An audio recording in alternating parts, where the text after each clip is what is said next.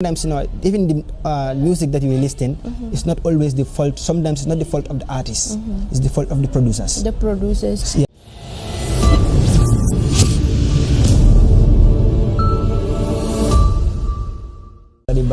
Assalamualaikum wa Gambia ñu ngi leen di nuyu di leen ziaré lu bari rawatina yeen ñi nga xamantene ni yeen safo di follow li nga xamantene ni moy suñu programme ci tay nak ma ngi jaakarlok suma bro bu baax bi duma def dara rek ñu diko bayyi nga mu daldi introduce bopam ñu gëna yaatal suñu waxtaan maak mom bro nakam may fine yaangi ko naka baby de ko yaangi fine bu baax okay tay ji ñuy sétane ni bëgg nañu xam yow yaay kan ndax mën nga ñoo wax yow yaay kan nga tenkal ñu tuuti rek ci sa story ñu daldi continuer suñu waxtaan so greetings Gambia I am Daddy Bustin. I'm a promoter, YGP promoter, young Gambian promoters. I'm all the way from Tujaring, but I'm now in Lamin, I'm a promoter. I do support upcoming artists, and not only supporting artists, but I support talent. Yeah, so that's what I do. Okay, thank you. Support it come like artists, but talent amit daf koy support ci li nga xamanteni ni moy artists. Why tay you don't promote ndax easy na ci dekapé ndax yomb na. Yeah, to be a promoter actually, in the Gambia, I can say that it's somehow easy, but it has a challenge, it has a challenge that you have to face before to be a promoter, So like you come like any challenge. There are so many things la xamanteni ni come like nit ki mën na ko face li nga xamanteni ni moy liggéeyam. Why tay so you don't was a challenge you come 2 or 3 things you xamanteni ni it will make people out there to know they come like to do this thing is not an easy thing to do. Yeah. But people will love to know come like the reason behind a promoter. Wala nga loo xamanteni ni comme like yaa ngay jàppale artiste yi métti na trop difficult na but tey ji si difficulties yoo dee face noonu ndax mën nga ñëw wax 3 things yoo xamanteni ni comme like nit ñi dinañ ko understand. Yeah, first thing, like when you are a promoter, the first time when you are starting, it used to be a very difficult thing, because like sometimes you need money to start. Okay. Yeah, and it was a part of it. It was part of the thing that affected me at first when I start. Before I start, yeah. Because it's like to get money is not easy. It's not easy nowadays. Yeah, and when you have it, and also the second thing is like when you organize a program, sometimes you don't have like your promotion doesn't go because of actually the promotion people are the ones to take it.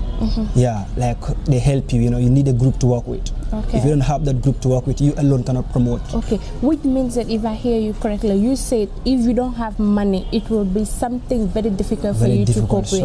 And if you don't have group, which means they come like dafa difficult pour nga make lolu nga xamanteni ni mo nek promoter ci dëkk bi but 2 things nga ñu jox ndax mën nga ñu dolli waatal benen.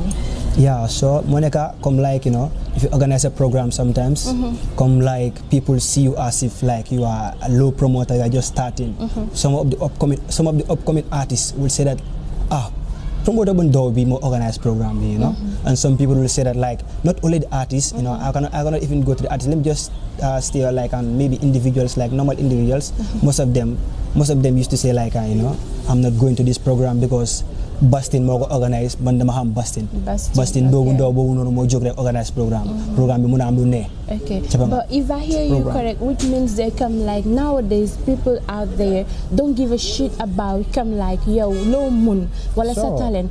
All they know wala ñoom lépp loo xamantene ni come like mu ngi si ñoom it's all about money and then come like maa la njëkk a door ci game bi maa la gën a yàgg si li nga xamantene ni moo nekk industrie bi te gëm naa ne nit ku nekk ak lu ko yàlla may la nit ku nekk ak lu ko yàlla séddale because you cannot say that come like okay I want to be a promoter wala come like dama bëgg a nekk koo xamantene ni come dama woy nit ñi di ko dégg my bro bul fàtte ne come like danga ko start from moom nu mu ko starté ba nga aaga foo aaga ni tey te gëm naa ne képp koo xamante ni danga ko starté ci suuf di nga mun a aaga tey ji ñoom fuñ aaga gis nañ ne problème bi comme like nekkatut léegi si comme like fans yi kese si yéenu neen la seen biir la tey ji doon promoter wala nga doon keneen koo xamante ne ni comme yaa ngi si biir music industry bi dafa métti because artistes yu ma dee dajeel di leen interview di leen laaj ci comme like how do you see the promoter in this country they will be like come if you don't have money why money come man I always ask them this question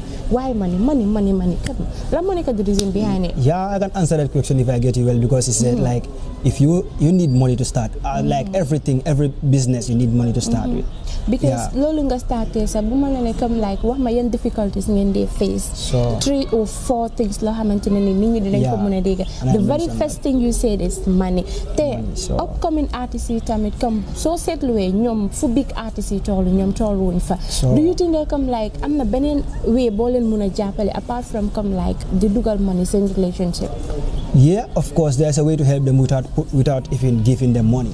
You can help them like when you organize a program as a promoter, you call the upcoming artists to let them know that they can do it. Okay. You know, in fact, if you can be the MC on that day, be the MC and let them know that they are not just upcoming artists, but they have greater visions. They have things that they have to do. They have great things that they have to do. They have talent. You have to let them know that they have talent, so that they have to put it in work. Let them to put it in work, and walk ahead. Okay. Yeah, so but it's not easy. Sometimes I do hear people saying that come nit ki dafa organize program at the end of the day mu jël fly and Sunday, def ci sa natal, so you will distribute it out there to your fans. Let's say because they marek amna ko ma don wax sin but no. He was like they will ask you to come over and they will tell you they'll come like at the end of the day you will perform and you will go there with your friends and family and ask so many people out there to come with you because you will be like if I go there I will perform. But at the end of the day da nga dem fofu nonu nga disgrace sa bop disgrace sa nit yo andal do perform lan mo waral lolu nonu. Like lead of them promoters, you understand? And my fellow promoters, I would like to advise you about this. So make it come like this art, come like do time for artist to perform. Trial by all means, come like this day, I cannot register you. And sometimes upcoming artists, mostly you already call for registration. Come like then they wanna buy some number, I want to perform on your show. You call, I want to perform on your show. So, which means they come like they want to show their talent. Yeah, come so they want to showcase talent. And then promoters definitely come like ñoo wara for send boppa di dem ci biti di whole upcoming artists yo xamantene ñu ngi am talent. But nowadays comme noko waxé légui da nga gis artist bi sax mo la call di la wax ne I need this from you and then lolu fak na ne come it's something that lo xamantene ni comme promoters yi war nañ say xool seen boppa bu baax. So waaw mo tax ma la answer ci lolu mané comme like as a promoter comme su nekkee you cannot do it. Just try and tell the artist and the very first day that he told you that I want to perform on your show. Try and tell the artist that if he cannot, if you cannot have that time for him to perform, just let him know that he cannot perform because it's not just easy. Like some people trust that they believe in you, they trust in you, they have trust on you. Like they will tell you that I'm willing to see you perform on stage. See, like on that day they'll come up, they'll show up just because of you. And if they show up, it's also something. It's a plus to the promoter because they are going to pay ticket. Understand? As the promoter, you have to try by all means. Try and know the amount of people, artists that you are registering, and have time. You have time because everything works with time. If you see this artist don't perform, mostly it's always about this time issue. It's always about time issue because sometimes they will tell you that come around 12. If you come around 12, like the thing will be like if like I'm just giving an example, like if it's afternoon show, come around 12 before it will start, maybe at 1. Because people don't respect time. We don't respect time. Especially here in our country. So we don't respect time. That's the problem. So that's why if the artists come, they tell the artists that you have to wait, and before you realize, you end up not performing. Okay. So as a promoter, how do you think you can help the upcoming artists? Actually, for me, I can help the upcoming artists, and it's not that I can help, but I've already started helping. Yeah. It's like I help them whereby the upcoming artists I just put on most of them don't have platforms to showcase their talents. Understand? So me what I do is like I just open up how to call it a team called Young Gambian Promoters. Young Gambian Promoters. So yeah, whereby we help youths not only artists but upcoming talented youths to work and to showcase their talent. Most of them don't have a platform whereby they will showcase their talent. That's why I organize a talent show whereby I'll invite artists. I invite a lot of artists to come. You know, each and every artist have time. Okay, so let me just cut you over there and continue this thing, because I really want to know, why is it that sometimes you organize your show and then invite these big artists to show up there? At the end of the day, they will not come. Or come at times, come that day muna happen. Nga organize something and then nga invite say look like promoter. That kukuno that day muna news is over. Sure, if you invite your fellow promoters, sometimes normally they come. But actually, me, I have never invited my fellow promoter to a program. But why? But there was a time he saw it was we are like how to call it? We are like friends. You understand? For some promoters. But like I have never asked for them to support me on a program. If you need support, you can link them to come and support you. And sometimes you not even ask them, but they'll come to show the friendliness. Understand? Like promoter Lampard. Yeah, promoter Lampard. Yeah, promoter Lampard. Sometimes I do organize a program, and also DJ R9 is also a promoter selector R9. Sometimes if I organize a program, like they come over. They come over to support me, without even calling them, because they show the love. When we are in this work, we show love to each other. You don't have to, like I could say, like maybe, get jealous of, maybe the program is full, I would get jealous of him because he has a lot of people in this program. That is not the deal. The deal is like, we work together. Sometimes they have program also. Yeah, if they have program also, I always go there also too, without them organizing, without them, calling me, come.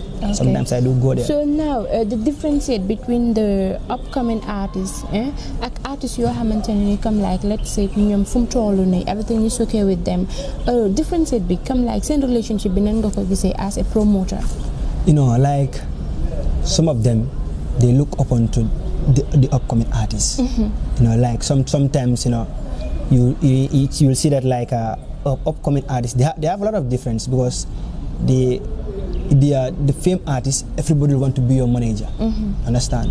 But the upcoming artists, to have a manager sometimes is a problem. It's a problem. Because some of them will think that, managing you, it's only a waste of time. It's a waste of time. That's what they think. So, exactly, they'll think that like managing you is a waste of time. Sometimes, they'll see that, actually, the thing is like, when you start the music, in fact, some people see you as, a very useless man, a very useless person. I can say that, a very useless person. Sometimes, even if you go to studios, the thing is like, sometimes even the music that you listen, it's not always the fault. Sometimes it's not the fault of the artist. It's the fault of the producers. The producers. Yeah. Okay, man. So, like dali jari, come like dila lache. Producers sometimes, because I'm an artist, you haven't any come solen wehene. Come like young difficulties in their face. So you haven't any fufing in their recordings and music. See, come at times in the regalawa. Come like the reality. Yeah. They will be like. Everything is okay, everything is good, because how many come like struggle, struggle. Selling a hamantene Monica comes in music career. At the end of the day, kusita hanela come like Lila Nika face wala li mom su setan video bi wala haritam setan ko wala kum ham setan ko dina ko wax ne ki de mune li ak at the end of the day mom si bopam sa mako okay dan li wala nga record some music ba pare mu nek dila defal yo hamantene ni come like ken du mëna understand lan nga yaakaar ne moko wada. So chabanga lulu come like mostly when come nga chaba studio comme like studio man comme yow comme like noko jile jël ko war sorry ma mo na la jël. Okay, so comme like fi nga xamantene ni fofu la young artists yi di recorder sen music because different kind of studio la, but sometimes nga la ci artist bi comme like yan difficulties nga dey face fi nga xamantene ni mom nga nek di recorder sen music si daf la wax ne comme everything is okay, everything is good, but yow si sa bopa sax di nga xamne comme like ki lu nek di wax xej na dafa ragal mu wax ne comme like difficulties yi lañ nek di face. At the end of the day koku nako bullshit wala mu won ka ne come like yow yaa ma soxla man soxlawu ma la lan nga foog ne come like moom moo waral loolu. ci ba nga artist du la nangoo wax loolu because of the thing is sometimes they do depend on the studio man, understand nga sometimes like anga studio daf day am wala dafa am boo mën a afford, understand nga ak boo am ne comme like boobu nga gën a like, understand so loolu moo nekk PV yow mën ngaa ñëw on media nga ñëw nga wax nga ne comme like lila feneka def so demé fofu mu dahala. That's the thing. Okay. But you know, in reality we have to say it. We have to say it. We have to say it. The artists have to say it out. Sometimes I'll be like, I don't know the problem. Whether is it the promoter or the studio man or is it the artist? Because don't understand. No, the thing is like an upcoming artist, you don't have to put money first. Put your talent first. Then later the money will come. But like promoter sala program rek nga ko as an upcoming artist nga ko jomali. Don't ask for anything. Just try and go. Mom dafa am help. So ñibi dafa am help war na la jot dara. Dafa la wara jot dara, you know, understand nga lol. Sometimes promoter dafa lay test. Si la gay fofu la gay de waxe ne promoter yi baawul. Dafa lay test nda you comme la yeneen promoter they are ready to help you but they will test you. If you are ready to work or you are ready for money. Or you want money or you are ready for to showcase talent. And later the money will come. While sometimes comme like da nga chaba nga this program, you know, mu ñew after program bi nga chaba ñun promoter sometimes duñ la jot dara. Dañ la jot dara ñu bay la nonu, you know, just pour ñu xol la, you know, next time naka ngay BF, understand nga. Lolu is just come like you la teach. You know, do not be, you know, greedy. Do not say that like, you know, if there is no money then I'll not come. More than man suma way artist care program suma la ci bahar if you money rek, you know, I'll leave you there. Dama la wax dara. Okay, comme gis nañ ne comme neexu tamit nga invite comme upcoming artist mu ñëw perform nekk foofu noonu at the end of the day mu ñibbi without doo ko jox dara loolu tamit foog ngeen ne comme like war ngeen ne mën a xool yeneen ways yoo xamante ne di ngeen mën a change loolu noonu. So there is a way to change. You see on like me. Actually, I've never organized like a program whereby I invite artists who come over and not perform and do not perform. No, I have never done that. You know, sometimes you know they say that we use the artists. It's not that you are used, and as an artist you are not used. You know. Come like your artist, you will not feel exactly that moment that you know you got maybe some support, some like maybe in that through that night you can get, you know, maybe hundreds of fans instantly due to what you just like maybe mention or the things that you just, you know, mention in your song. You can get maybe 100 plus of fans instantly on that day, in fact, and you will not know it instantly because which means they come like advantage less in your artist, advantage in your artist, you know, different kind of show. Advantage less in your why you don't understand. What they think is like come like, you know, sometimes you know money, sometimes you know. Come like promoter bi dafa bawal because of sometimes jow la da nga jow living so jow la halis pour ñibi, understand? So and the thing is like come like yo as an artist or yo as a promoter you have to look up to that. You have to look onto that, you have to look onto that because you know if come so gisee nit mu tam la as a low class person, you know, accept it, you know. Everybody start from grassroots. As time goes on, you know, as time goes on, you know, you will go up, you know, more than that person who even like talk about that, like saying that you are not this, you are not that, you are not that, you cannot do it. You know, if you just keep listening to their negative words and negative, you know, you will never rise. You will never rise. Okay, so like as a promoter, come like the difference between artist and promoter bi come mun nañ ne comme like am ngeen relationship because without them yéen doo leen dara, without you tamit gëm naa ne comme artist yi duñ dara waaye comme promoters yi si Gambia bi fii foog naa ne comme like artist yu jigéen yi what's the problem my bro, is it that comme like da ngeen gis ne comme artist yu jigéen yi amuñ talent because man fu ma nekk di gis artist yu góor yi si Gambia bi fii nekkuma fa di gis jigéen yi lan moo ko waral. And you see it's like so here promoters it's like I'm not like a promoter only. If you knew you are a promoter, everybody's a promoter. Moneka so dege dara nga dem siya you are just promoting. We are all promoters. You understand? Come like you know what causes come like, you know, artists dafa depends in come like, you know, chabanga as an artist so work bi access skill bo wone bo mola yubo up to next on the next level, understand nga chaba ñom Tio Savage, you know, in come like first time ba don jog yep is the same thing. It's hard work. You want to send Bob and you want to come like, you know, they can do it. But I think they are doing that because come like at times so they send music while send video you will feel they come like my dear these people can make it and then you get try everything but go refund cholo lan mota jigéen mënuñ fa tol yeen ñi nga xamanteni yeen ñi nekk di promote music man ci loolu la bëgg ñu wax. Sure, the thing is like I don't think come like promoters you know I'm not 100% sure that promoters come like near the course level. I don't think that is the cause. It depends on your vibes, you understand? It depends on your vibes, what you release, you know, the positive vibes. It depends on it. Come like, you know, anga jigen sa muna minyo win like come like maybe award of the best artist of the year. Jigen muna ko living. Understand? It depends. Come fu góor yi toll. Jigen yi tollu wuñ fa.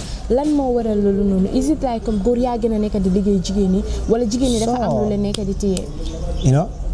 Yeah, man now that is it. Come like no ko waxe like like, you know, jigen góor yi ñoo gëna liggéey jigen yi because if come like come like manayo, you know, I can say like example, artists at exams all the same. Come like we are all students. We get exam. Tabang so gis nga so study yang may gëna living. Understand? Yang may raw by force. Come like artists you go ñu gëna focus ci nga mostly most of them come like ñu focus. Understand? Ak jigéen itam the thing is like da nga start music rek.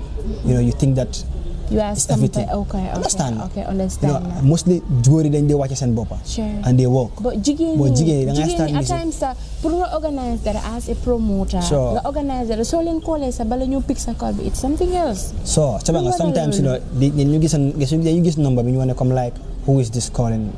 Sometimes, you know, and actually, you know, if you want come like as an artist, so buggee living, so buggee jokes, war nga am, you know, manager whereby come anybody could need for la muy jaar force. For la muy jaar force mu wax sa manager bi because sometimes, you know, yow nga gis come like artist bi it's not every phone call boo gis rek nga pick, every phone call nga gis rek nga pick, every message boo gis rek nga answer because nit ñi mun la hack through those things. Nit mu la text ngay reply sometimes daf lay mën a hack sa doo ko xam. Understand nga? Okay. Reply the message kese dafa mën a lifin nga hack. Sometimes understand nga loolu daf day mën a happen. So also one thing is like da nga jaar through lifin bi through promoter bi through lifin manager bi nga am artist bi understand nga moom mu arrangeal artist bi everything mu ñoo lifin ñoom tam seen management team bi daf day affect gars sometimes because da ngay gis you know ñoom they only rely on comme like programme yoo xam ne like dañu xaar nit mu oogee yaa door a dem nga yow as a promoter comme like comme jëlee ko as somebody koo xamante ne ni mu ngi def exam you wanna only say that su teacher bi ñëw come I wanna go to school exactly that's you it. need to go there that's and that's why I tell you it's like students sure because explain nga everything depuis ñu start suñ programme bi man laa nekk di la toppa pour nga wax ne ok ñun promoters yi comme like ñun ñoo nekk problème bi but it seems like ne comme artistes yu nekk si biti tamit doo mën a understand because ñoom suñ ñëwee ñu ne promoter bi ñun suñ demee seeti promoter bi mu ne artiste yi la wala dafa am lu laag dafa lii dafa la leen comme nit ñi mënuñoo understand waaye gis nañ ne comme képp ki nga xamante ne ni yow gëm nga sa bopp am nga sa talent waaye nit comme laay nga continue focus si li nga xamante ne ni mooy sa music career bés dina jot xaalis man moom suñu ñu waxee xaalis dama dee oh my god comme xaalis it's something loo xamante ne ni comme laay digal la soo ko soxlee te amuloo ko daf laa mën a miti but arts and upcoming artists yow loo war a mën a dugal sa xel bi mooy nit ñi si biti fële ñu xam la nga nekk di dem programme it doesn't matter comme like yow you are receiving money or bés dina ñëw comme yow yaa leen di fay ñoom ñu defal la yow loo bëgg noonu laa gisee game bi but comme like nekk promoter si dëkk bi fii nii nan nga gisee music industry bi something is lacking a lot is lacking a lot. That's what everybody used to say. Dafa bëri lu bëri dafa over lu laag dafa over bëri. The thing is like one thing mën naa wane you know as the industry I think they should control the studios. So some of it because like da ngay gis ne comme like I think I say it here because some ngay gis ne you know da ngay gis ku jóg rek 1 2 3 rek dem arranger ñaari speaker 2 speaker as audio interface yi fat rek mu fix like equipment studio equipment mu fix fat rek na start na studio ca nga loolu because comme like so gisee most of them that do these things they are not promoting music they are looking for money gis nga loolu moo nekk problème bi tam because sometimes da ngay gis studio I listen to some songs comme like su ma dégluwee tune yi damay déglu comme like tune bi you know it's not even comme like beat bi comme like ak artist bi nu muy wéyee sax dara àndut foofu yow as a promoter comme like da ngay ci ba nga record tune you record a tune and see that this tune is not even good it's not good but still you just go ahead and give it to the artist because of you need money. You need the money. You don't even think of as a producer. At the same time, you have to be a promoter. You produce and promote. Yeah, because you know if you are producing, like you are helping the artist. Without that rhythm. But you are helping the artist, but man, I myself come like see different way. Bu moko gisee yow you do something and then you know that come like way bi sum génnee nit ñi dinañ ne kii si studio bi la ko recordé si studio bi la ko recordé. Why don't you come nga try to prove to people out there that come like you the producer, you can do something good. I'm a better person and I can do this thing and I can create something in this music industry. But it doesn't matter come like mom du care because ñoom luñ gis rek mooy xaalis. Ba man dama foog ne comme like nit ki ñëw si sa studio recordé foofu noonu music yow da nga war a jël xaalis bi nga teg ko si suuf nga def loolu ak loolu. Beneen artiste si biti fële ne la mun naa gis loolu noonu moom fu moo recordé music am bi amu fa loolu noonu. At the end of the day mu ñëw which means ne comme like they don't know that like what they are doing will affect them. Of course, it will affect them because how can you help somebody pour mu record loo xamante ne ni mooy loolu at the end of the day nit ñi duñ ko gis waaye tamit foofu lay jaaree di wasi ñi nga xamante ne ni comme like moo nekk comme media platforms yu bari yi nii let's say comme like Watson Gambia ak yeneen Kër Fatou something like that. Same because also they are also promoting. It's the same as it's under promotion. Bokk na si promoter itam. Okay, which means ne comme like képp ku nekk fële ne si biti mun nga daal di jàppale ñooñu nga xamante ne ni ñoo nekk upcoming artists. So you have to help them in those things, So okay, so léegi yow yaa ngi plan pour organize comme programme wala show bala comme weeri koor. No, bala we record organize my program, but after we record my plan to organize program, not just a program but big programs. Big programs. Yeah. Okay, kon yéen tamit mun ngeen daal di toog di xaar loolu nga xamante ne ni moom la nekk di waaja doon na promoter boo xamante ne ni macha allah lépp luñ ko lacce tontu nañu si ba pare tamit gën naa yaatal suñu waxtaan gën ko yokka ba tax na yéen ñi nga xamante ne ni yéen a nekk di follow media platforms yu bari yi ni gëm naa ne comme like nekk si di wax diw li la def diw li la def waru ko def gëm naa ne ngeen gëstu suñ upcoming artistes yi loolu noonu moo gën a yomba kani ngeen nekk foofu noonu si biti di wax rek comme moom nu mu ko gisee ak moom yaakaar na ne comme like lépp lu waaye def si music industry bi rek yow yaa ngi promote suñ upcoming artistes yi ba pare tamit artistes yi nga xamante ne ni comme like ñoom mérite nañ ko ñoom it defe naa ne war nañoo gëstu comme like young upcoming artists people like T small daf dee mën a dimbale upcoming artist moom dafa dimbale ñoom Braham time bu mu nekkoon comme like at that time when he helped people when he's not even comme like time boobu moo doon lead dafa dimbale and still comme like moom leadut waaye mu ngi dimbale because Rapa Fall mu ngi doon dimbale tam soo gisee mu doon dimbale Rapa Fall pour studio recordings and other things so which means comme like relationship bi mu ngi fa waaye moom dama koy daal di bàyyi mu wax mu jënteel kaddu macha allah wax yaatal nañ waxtaan bi lépp lu mu wax si biir affaire promotion bi ak Gambia music industry bi am na solo trop ñu bàyyi ko mu daal di dama bëgg tam add something is like which is comme like caba nga comme lu wax about jigéen yi ak about studio recordings it's like dafa clear but sometimes man musuma lifin loolu waaye comme like that dafa nekk loo xam ne comme sometimes nit ñi dañ ko dee mën a feel sometimes producers yi actually man dama déglu song yoo xam ne xoolal comme like soo déglu rek da nga xam ne comme like these producers are not working well understand nga lu